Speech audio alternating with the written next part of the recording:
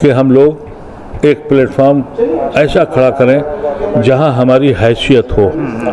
मुसलमान इस मुल्क में सबसे ज़्यादा इर्रेलेवेंट अगर कोई कम्युनिटी है तो वो मुसलमान है। अगर दलित के आप 4 भैंस मार दीजिए तो हर पॉलिटिकल पार्टी खड़ी है, लेकिन अगर मुसलमान को आप चौराहे पे लिंच कर दें तो आपके पास कोई आएगा नहीं।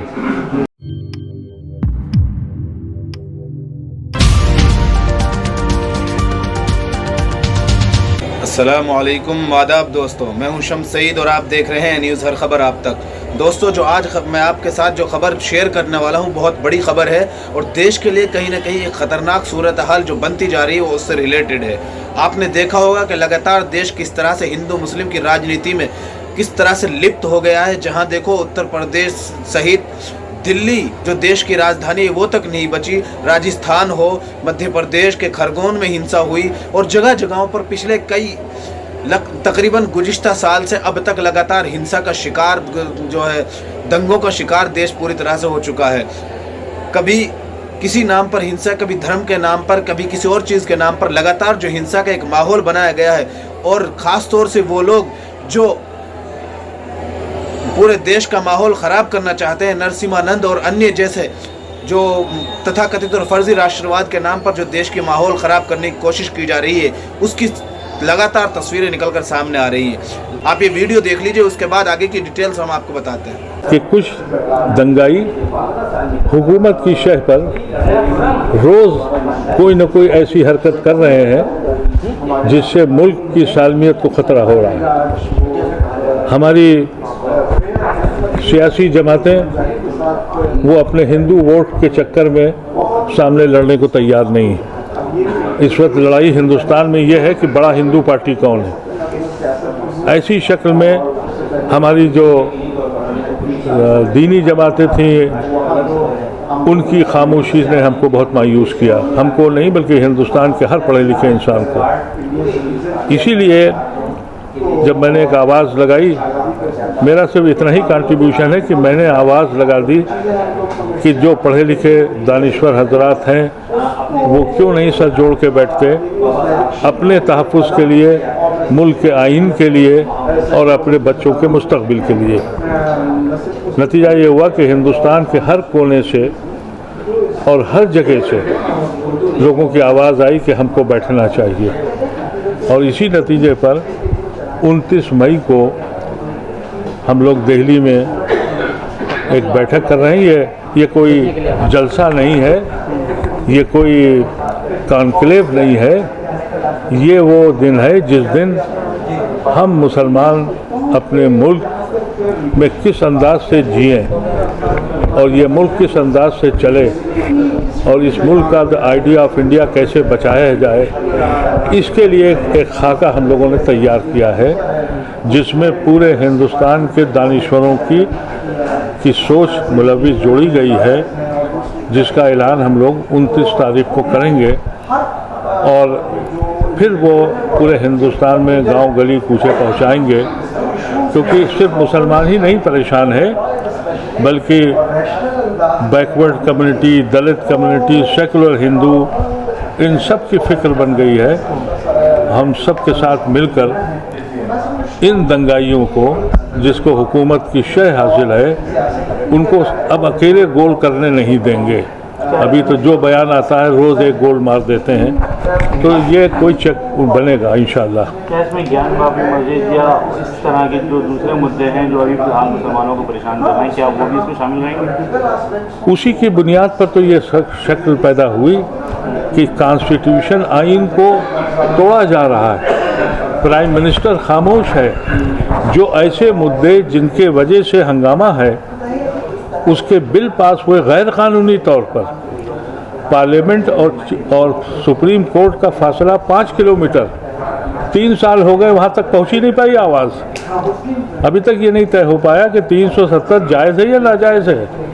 अभी तक ये नहीं तय हो पाया कि NRC यानी किसी को शहरियत मज़हब के नाम पे दी जा सकती है नहीं दी जा सकती है, वो अभी सुप्रीम कोर्ट तक नहीं पहुँच पाया है। अभी भी ये नहीं तय हो पाया कि हिजाब की करके लड़कियां जाएं या न जाएं, उनके क्लासेस ख़त्म हो गए, उनकी पढ़ाई तबाह हो गई, अदालत तक वो आवाज़ नहीं जा पाई। अदालत तक बड़ी तेज़ आवाज़ जाती है। अगर बंगाल में 2 पार्टियों में लड़ाई हो जाए तो फ़ौरन अदालत में वो बात पहुंच जाती है और कुछ संज्ञान ले लिया जाता है। ये वो चीज़ें हैं जो किसी भी दानिश्वर को परेशान कर सकती हैं। हिंदुस्तान का हर शहरी परेशान है। इस वजह से हम लोगों ने सोचा कि भाई जो भी पढ़ा, अभी हम सिर्फ मुसलमानों को इसलिए बुलाया था कि ये कौम इस वक्त सोई हुई, दरी सहमी हुई कौम है, उसको पहले जगा ले। अगर ये कौम जग गई और माजी को छोड़कर मुस्तकबिल की तरफ देखना शुरू किया तो फिर हम अपने हिंदू भाइयों को भी बचा पाएंगे। वो भी उतने ही मुसीबत में है जितने में हम लोग हैं। क्या फिर रोड मैप भी तैयार किया गया है उसके लिए? क्या रोड मैप तैयार किया जाएगा आगे के लिए? रोड मैप तैयार है जो 29 तारीख को हम लोग आपके सामने रखेंगे।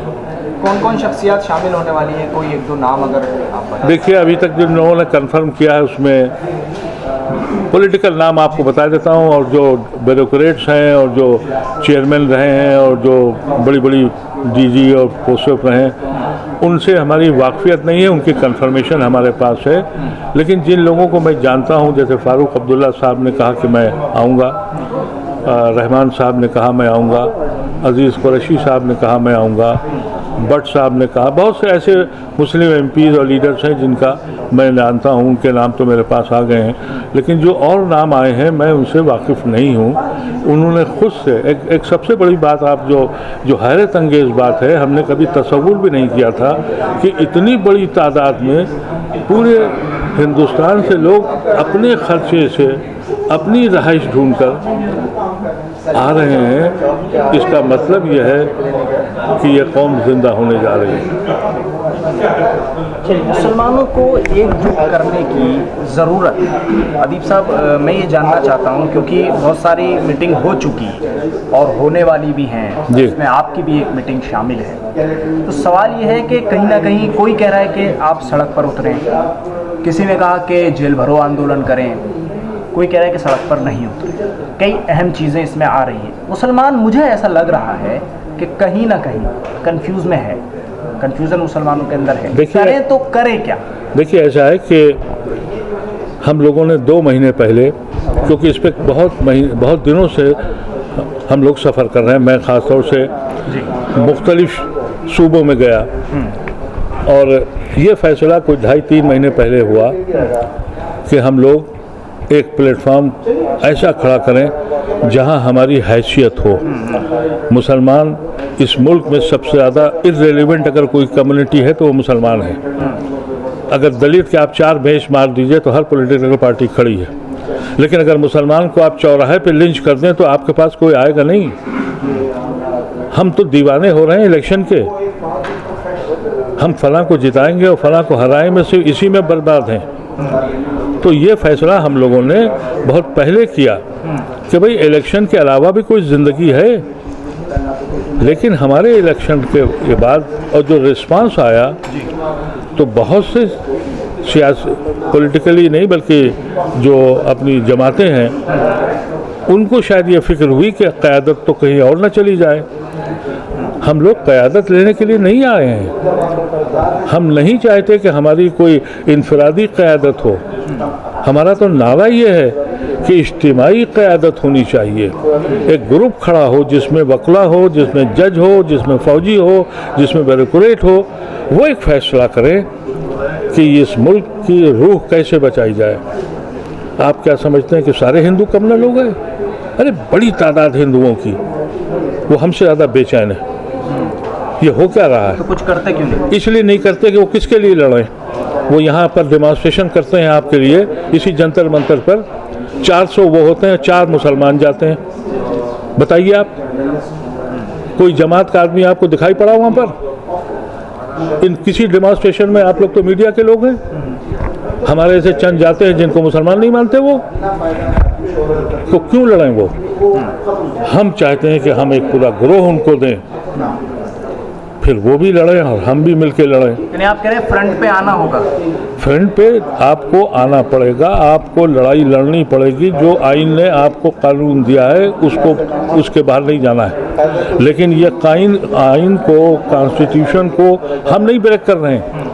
हुकूमत रोज़ तोड़ रही है और अदालतों के पास अभी तक आवाज़ नहीं जा रही है। इतने मसाइल हो गए, अभी तक ना प्रधानमंत्री ना गृह मंत्री, किसी का कोई एक लफ्ज़ बयान क्यों नहीं आया? अदीब साहब, आप तो MP भी रहे, आप इन चीज़ों को समझते हैं, क्यों नहीं आया होगा बयान? अगर बयान आ जाता तो ये होता क्यों? और ये बोला जो जा रहा है वो इसलिए बोला जा रहा है कि उन्हें मालूम है कि बयान नहीं आएगा। ये तो आपको समझना चाहिए कि ये जो एडमिनिस्ट्रेशन है ये सिर्फ और सिर्फ ये जो ओथ लेता है उस पे काम नहीं करता है, ये पार्टी के लिए काम करता है। अनफॉर्चुनेट इस मुल्क में ये हो गया है। पहले ये होता था कि आप कॉन्स्टिट्यूशन के तहत काम करते हैं, अब पार्टी के लिए काम करते हैं। इलेक्शन कमीशन हो या जो भी इंस्टीट्यूशंस हैं वो पार्टी के लिए काम करते हैं। अब आप देखिए कि आजकल एक इनके पास ED मिल गया है और IB है और CBI जो भी है, किसी को छोड़ते हैं। अभी ये कह दिया कि चिदम्बरम ने कोई 15 साल पहले उनके कुछ लोगों को वीज़े दिलाए थे, 5 लाख कमीशन खाया था। इमेजिन, ये शेमलेस लोग हैं। आप लोग अलग अलग क्यों हैं? कौन अलग है? आप सभी लोग, जितने आप लोग हैं, सब अलग अलग क्यों हैं? मुसलमान कंफ्यूज तो हो रहा है अदीब साहब, मेरा सवाल कंटिन्यू यही है। आप सब अलग अलग हैं, एक छतरी क्यों नहीं है आप लोग? मुझे बताइए, ये जमातों को नहीं बुलाया हमने। वजह क्यों नहीं बुलाया? इसलिए बुलाया कि जमातों को, जो आपने बयान कर दिया, जमातें एक दूसरे पर सबकत हासिल कर रही हैं। हम ये कह रहे हैं कि आप किसी जमात में हैं, अगर आपकी शख्सियत है, आपने कोई काम किया है अपनी ज़िंदगी में, तालीम में किया है कि किसी शोबे में किया है, हम सब लोग बैठ जाएं। हमारा कमिटमेंट जमात पे नहीं, हमारा कमिटमेंट इस मुल्क को तहफ़्फ़ुज़ के लिए होना चाहिए। यहाँ जमातें जो हैं, हम बहुत जमातों के साथ रह चुके हैं, हमें मालूम है। आप अंदाज़ा कीजिए कि जिस वक्त ये दानिश्वरों की मीटिंग तय हुई, उससे पहले किसी ने मीटिंग का ऐलान किया था? आपको याद है कि पिछले 6 साल में मशावरत की एक मीटिंग या एक रेजोल्यूशन आया? अब मीटिंग हो गई और मीटिंग में मशावरत के लोग नहीं बुलाए गए, क्योंकि मशावरत के लोग सवाल करते हैं कि 5-7 साल से कहाँ हो। उनकी मीटिंग हो गई। तो जब आप इस तरह की शोबेबाजी करेंगे तो हम लोग या कोई भी पढ़ा लिखा आप सब समझ गए हैं लोग कि भाई ये जमातें अपने लिए होती हैं, हम इस मुल्क के लिए कर रहे हैं, ये फ़र्क है। और अभी बहुत सी खड़ी हो जाएंगी, अभी बहुत से एतराज़ात भी आएंगे कि साहब ये तो कोई पॉलिटिशियन आदमी है। तो होती हैं आवाज़ें, आने दीजिए, लेकिन इस वक्त ये दर्द है हर इंसान के दर्द में, जिसकी वजह से इतनी लोग, नहीं तो मेरी इतनी बड़ी शख्सियत नहीं है, हिंदुस्तान में किसी की शख्सियत नहीं है कि वो इतने दानिश्वरों को एक प्लेटफार्म पे खड़ा कर दे। ये माहौल और ये हालात ने हमको जोड़ने की कोशिश की है। ये आखिरी वक्त है। अगर आप अभी भी नहीं जुड़े तो फिर ना आप बचेंगे ना ये मुल्क बचेगा। तो जेल भरो आंदोलन का समर्थन करते हैं? मैं अभी किसी चीज़ का समर्थन नहीं करता। हम इसलिए अभी समर्थन नहीं करते कि 29 तारीख को इतने लोग बैठ रहे हैं। हाँ। वो जो फैसला करेंगे वो हम लब्बैक कहेंगे। एक इज्तिमाई राय से होगा, जो इज्तिमाई राय से होगा। इंडिविजुअल की न किसी की हैसियत है और न हम किसी की हैसियत को मानते हैं। निवेदन है कि हमारे इस चैनल को लाइक करें, शेयर करें और सब्सक्राइब करें। और इस वीडियो को अगर आप फेसबुक पर देख रहे हैं तो हमारे फेसबुक पेज हर खबर आप तक को ज़रूर लाइक और फॉलो कीजिएगा, ताकि आपको लेटेस्ट अपडेट और ख़बरें मिलती रहें। और ख़ास तौर से वो खबरें जिनको गोदी मीडिया नहीं दिखाता है वो हम आप तक पहुँचाने की कोशिश करते हैं। इस वीडियो में इतना ही, हमें दीजिए इजाज़त। आगे फिर मुलाकात होगी आपसे किसी ऐसी खबर के साथ। तब तक के लिए जय हिंद, धन्यवाद दोस्तों।